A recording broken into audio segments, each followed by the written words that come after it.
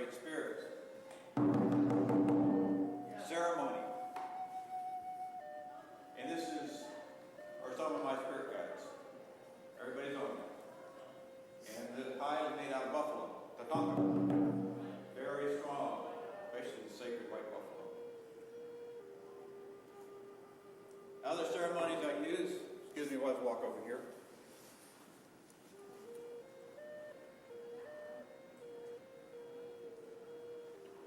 My pipe. Woo! I got a friend of mine that's coming in right now. Hi, Judy. Is a Native American, very, very strong elder. His name was Tutru. Went around the country speaking. He was a Ojibwa. And oh, by the way, I'm a Shawnee.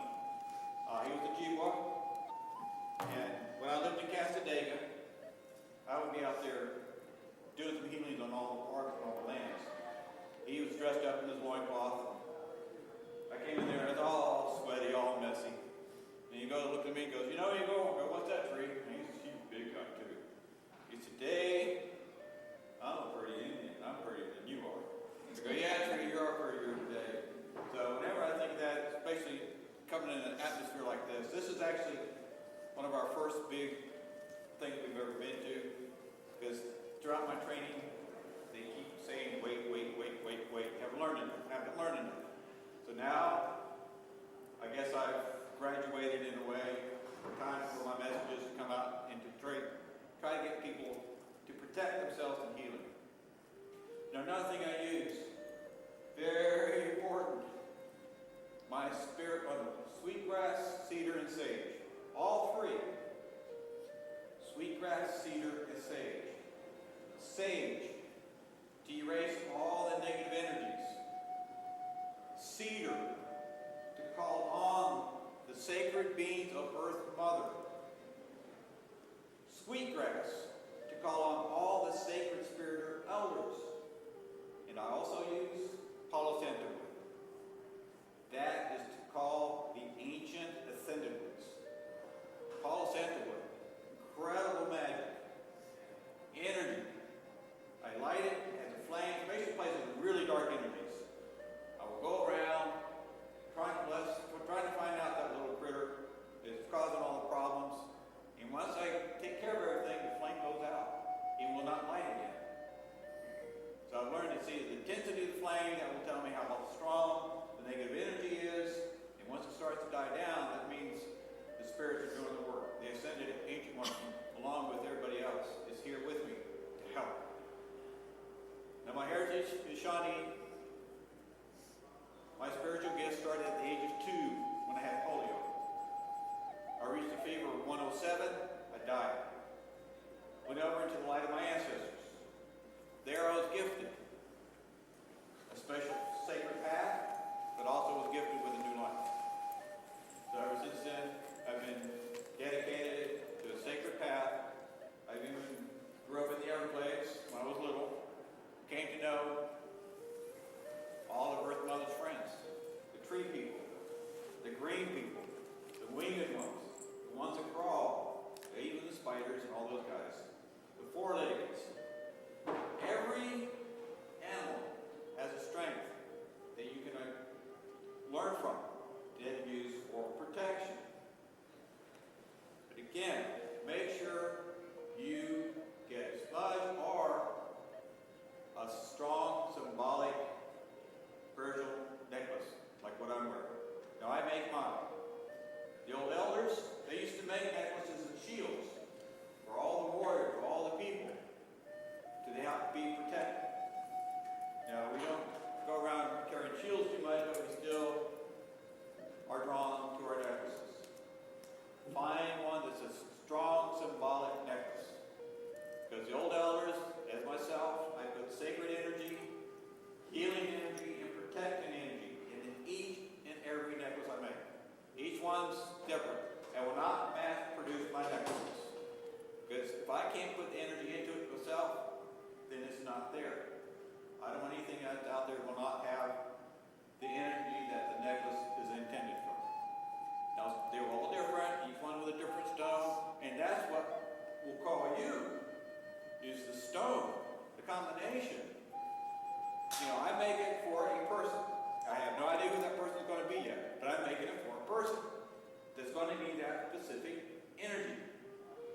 like if you go through and you see something, it's calling you. I've had a lot of people come to someone, they just put their hand right on it. And they go, I don't want to be disrespectful, touch it. No. I don't own these stones. These have their own little energies. You know, if you're going to touch the stone, they're calling you. There's some healing that needs to be done for you. That's why you touch the stone. It's trying to connect with you. Now, I'm what they call a hollow bone healer. Now, through my teachings and my learnings, I was gifted with that. It's similar to a Reiki master. It goes back centuries. But what I do is, when I do my healing, I will inhale 7 times, taking out whatever is in you into me, and I get rid of it. The next 7 times, I inhale, but this time I'm bringing in light, colors, images, and I take it and put it into you. A lot of times when people will meditate, they'll go to different places, and I tell people to stay there for a while if you want. I'll be done sometimes for 5 or 10 minutes. I'll go sit down and I'll wait, and sometimes I have to get like, time to come back, so they come back. And some people have been to Native American villages. They go, those people were really nice. I go, yeah. They said, you've been there once, you can always go back. Ceremony. We go to places, spirits, occupy. Now I use the word occupy. I will not use the word haunted. Because there are so many spirits that are lost. There are children spirits that are there. They occupy a building, a land, a home. They are not there by choice. They are there because of some very sad, tragic circumstances. They wouldn't haunt anything. To me, that's just it's a negative word that can scare the little spirits, the children's spirits.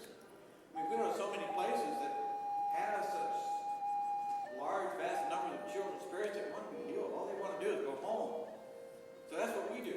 So that's what Spiritlight's about. We communicate with the spirits. I try to heal each and every spirit I come in contact with. That is my goal.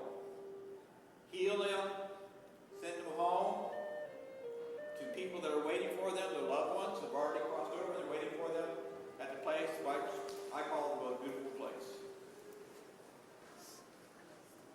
Now, granted, some of them will want to stay where they are. And I respect and honor that. In fact, every place I go into, I will respect and honor each and every spirit. I will not say bad words to them. I will not intimidate them. I will honor and respect them. If they want to stay, that is their choice. Unless it is a negative energy. Someone that's trying to create fear and pain in somebody else. If that's the case, then I will draw on the power that Great Spirit has gifted me, along with my sacred spiritual elders, and we will make sure that that energy will be sent someplace where they cannot harm anyone else again. Some of these places I go into has a lot of grumpy people in it. Now, so we'll use the word grumpy. I will not say evil or demon. Grumpy. It kind of makes you smile a little bit. That gives you more protection. If I go in there, this is a grumpy guy. Okay, I'll sit down and talk to the grumpy guy. Try to find out what the problem is. Once we find out, he's not so grumpy anymore. A lot of times we've been able to send the grumpy one home. They were just so frustrated that nobody's been able to communicate with them. And that's why they do a lot of stuff. They want to communicate with you. Burns, scratches. Think about this for a minute.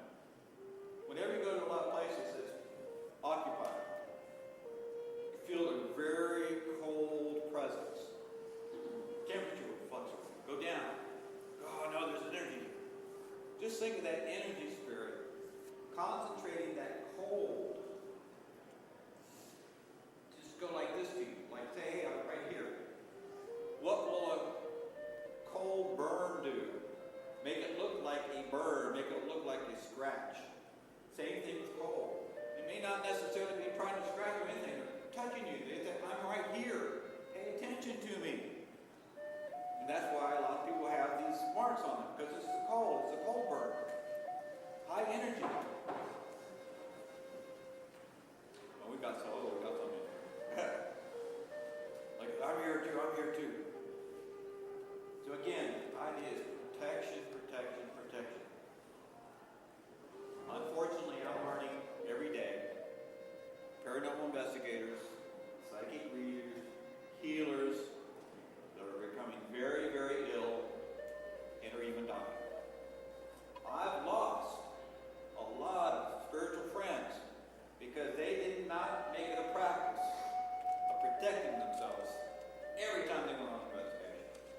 take it for granted. You can't let your egos or anything else say, no, I'm not powerful. I can go in there, I'll yell at them, I'll abuse them. What happens if you abuse somebody that's alive? They're going to smack you right back. Same thing with a spirit. If you don't treat them with respect, with honor, they won't communicate as well. Some of these places we see people in there hours and hours and hours, get a few bits of information coming through. We will go in the place and 5 or 10 minutes later, they're communicating all over the place. Because we're there. We know they're there. Loved ones. People from a long time ago. Tragedies. So if you go in a place, don't necessarily think that it's with the building. Could be with the land. Could be with something that's there also. And it could be part of a family heritage that just happens to be with you. It's waking you up now for your gifts to come forward. Look over here. Sacred energy, healing, protection. Make it a practice. Find your own way to say a prayer.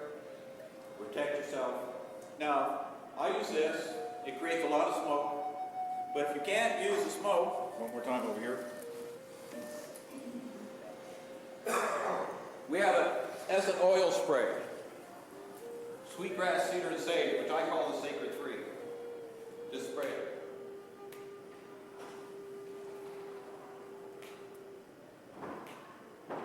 It's sweetgrass, cedar, and sage. It works the same way. A lot of times, you just carry it with you. If you have a problem, spray it on yourself before you go into a building. Make sure you take care of yourself before you go into the building, just in case there's some negative ones or grumpy ones in there, and after you come out. To get rid of any negative energy or grumpy that may be attached to you. They will follow you home. And when they do that, they can disrupt your whole household. It is amazing what spirits can do when they get enough energy. And also they'll feed off the fear, especially the grumpy ones. Oh man, they love that. And there are some negative energies, dark ones, that will follow you home. And again, that's when you really have to have your sacred ceremonial objects, protection.